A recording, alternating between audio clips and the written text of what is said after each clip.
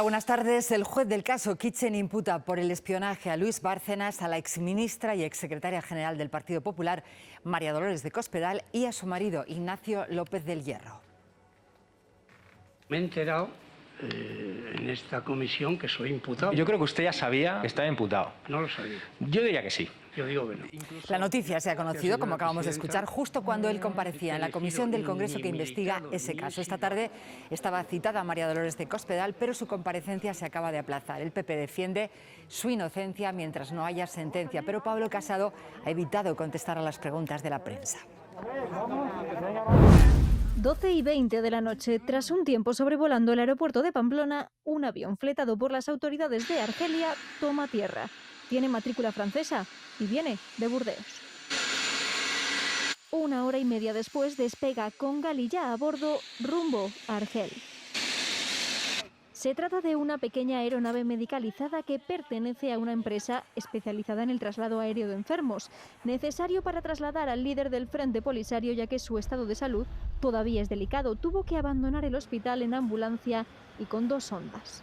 Fue él quien pidió el alta voluntaria con un nombre distinto al suyo. En los informes médicos ha figurado desde el primer momento como Mohamed y no como Brahim, según fuentes del caso.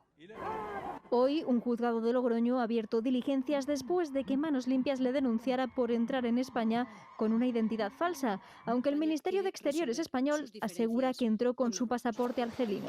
El gobierno asegura que seguirá trabajando para recuperar la relación con Marruecos. Pero cuando ha comparecido ante nuestra justicia y sin ningún tipo de cargo ha salido de nuestro país. Lo importante es que nosotros no cambiamos nuestra posición en relación a Marruecos. Somos un país vecino, pero tenemos que defender, como es lógico, nuestras fronteras. PP y Vox exigen responsabilidades. La ministra de Exteriores debe dimitir de forma inmediata. Creo que ha generado una crisis diplomática de primer orden. Pedir la comparecencia de la ministra de Asuntos Exteriores y Cooperación ante el Congreso de los Diputados para que dé explicaciones de cuál es la postura de España. La ONU insta a España y Marruecos al diálogo para acabar con una crisis diplomática todavía abierta. La Unión Europea mantiene su apoyo a España en esta crisis. Estas son las colas de marroquíes que se han formado un día más en la oficina del Tarajal en Ceuta para solicitar cita para pedir asilo. Tratan de evitar que los devuelvan a su país después de haber entrado a nado por la frontera. España tiene un mes desde la solicitud para admitir a trámite o no las peticiones después de analizar caso por caso. Hoy el defensor del pueblo ha visitado las naves del Tarajal en Ceuta para ver la situación de los menores acogidos en la ciudad autónoma. Muchas gracias. Suerte. Queremos volver a Marruecos. Gracias. Los aeropuertos europeos esperan que este verano se triplique el número de pasajeros y temen que tengan que esperar horas para poder embarcar debido a los controles por el COVID.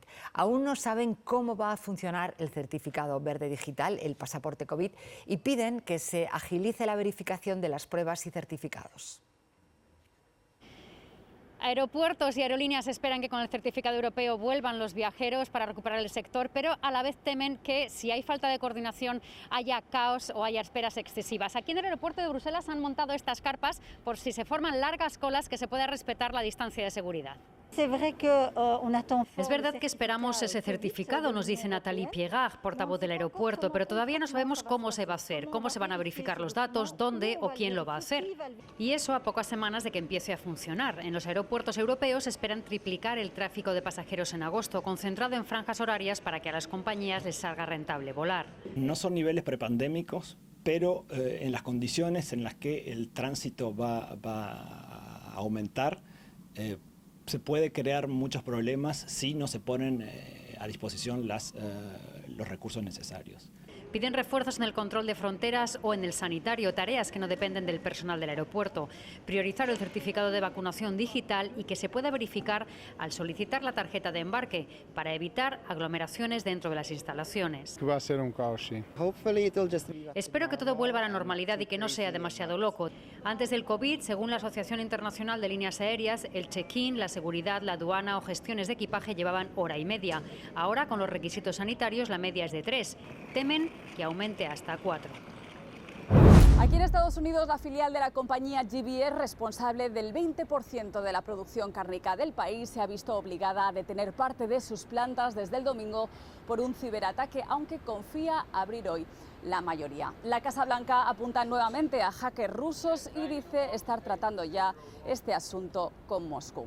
Hace menos de un mes fue el mayor oleoducto del país. Ahora la industria cárnica Colonial Pipeline tuvo que pagar más de $4 millones para recuperar el control sobre sus sistemas. A raíz de eso, Biden impuso requisitos de ciberseguridad a la industria petrolera, aunque ahora no está claro si se ha pagado un rescate. Ahora preocupa esto, si el ciberataque provocará subidas de precio y desabastecimiento de carne en los supermercados, como ocurrió hace poco con la gasolina.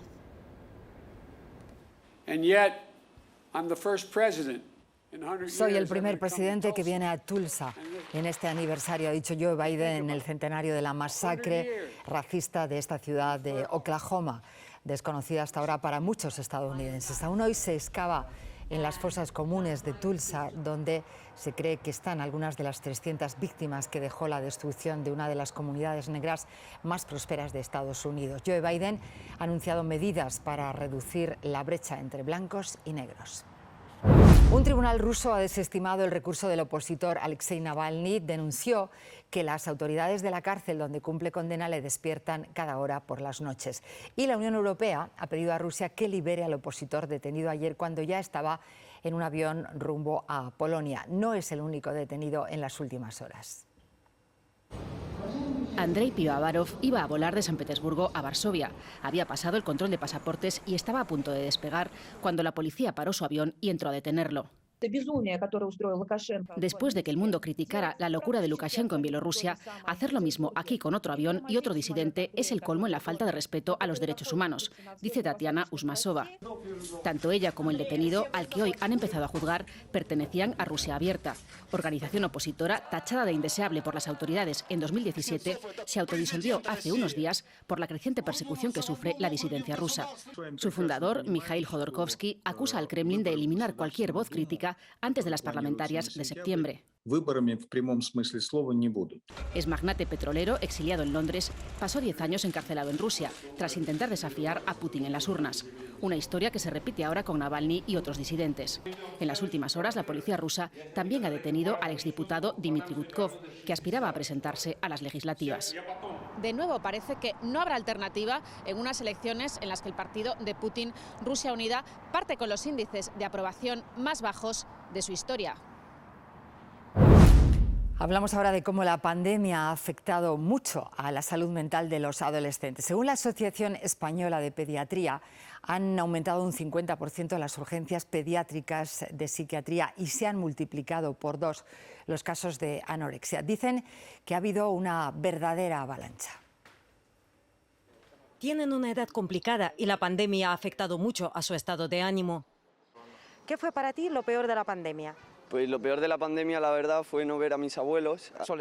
Soledad de sentir que a veces necesitas salir a la calle, necesitas hablar con gente. Estar meses encerrados no nos sentó bien.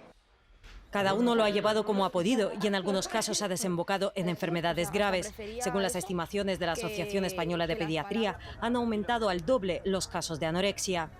¿Qué pasó a tus amigas?